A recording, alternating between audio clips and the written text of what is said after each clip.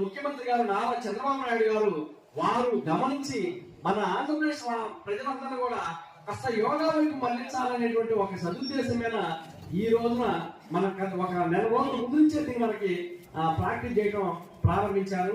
మరి అందరూ కూడా ఈ రోజు చేయడం ఒకటే కాదండి, దయచేసి ఇప్పుడు ఆ బ్రదర్ ఆ పేరెంట్ బ్రదర్ తర్వాత ఇంకొక ఆసనం వేసి అసలు అటు ఇటు కాచీలు వేసింది బ్రదర్.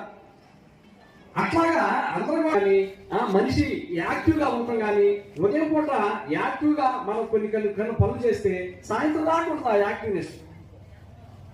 ఎంతసేపు ఒక అరగంట సేపు కేటాయించుకోండి, ఇబ్బంది ఉండదు.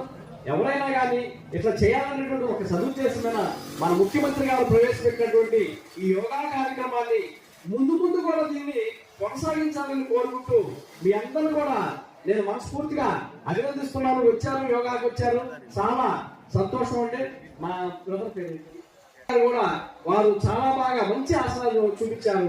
నేను కూడా వాకింగ్ వెళ్తాను, ఉదయాన్నే రోజు 4 కిలోమీటర్లు నడుస్తాను వాకింగ్. ప్రతి ఒక్క రోజు 4 కిలోమీటర్స్.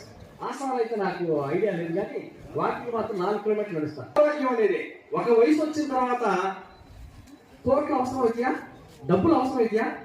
మనకి ఒంట్లో బాగోకపోతే ఎంత మానసిక వేదన అనిపిస్తామంటే, హెల్త్ బాగోకపోతే మన మానసిక వేదన, అవసరానికి అంత యాక్టివ్గా ఉండడం మన యాక్టివ్ లేకపోయామే అనే బాధ మనకి ఎంతో మనసులో. మన సంతోషం ఉన్నప్పుడు మన నాళ్ళన్నీ విప్పారుతాయి, బాధలో ఉన్నప్పుడు నాళ్ళన్నీ కుంచుకుపోతాయి. అంటే దాని అర్థం ఏంటంటే ఆరోగ్యంగా ఉండటం కోసం ఒక వయసు వచ్చిన తర్వాత 45 ఇయర్స్ 50 ఇయర్స్ వచ్చిన తర్వాత ఆరోగ్యంగా ఉండటం కోసం తీవ్ర ప్రయత్నం చేయాలి. అందులో భాగంగా మరి వాకింగ్ కానీ, మరి కేదారేశ్వరరావు గారు చెప్పినటువంటి ఆసనాలు కానీ, ఆ కొండల గారు చెప్పినట్టు మరి అమ్మాయి మా మహిళా పోలీస్ అమ్మాయి కూడా ఆసనాలు వేస్తుంది.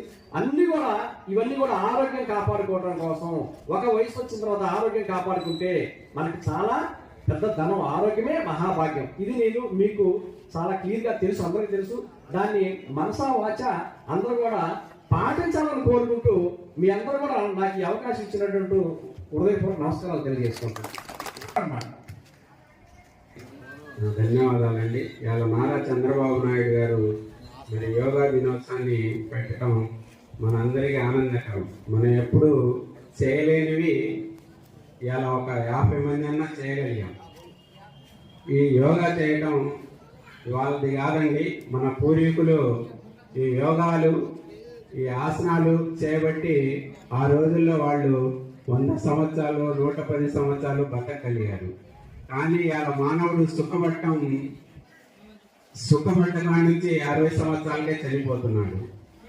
వాకింగ్ లేదు,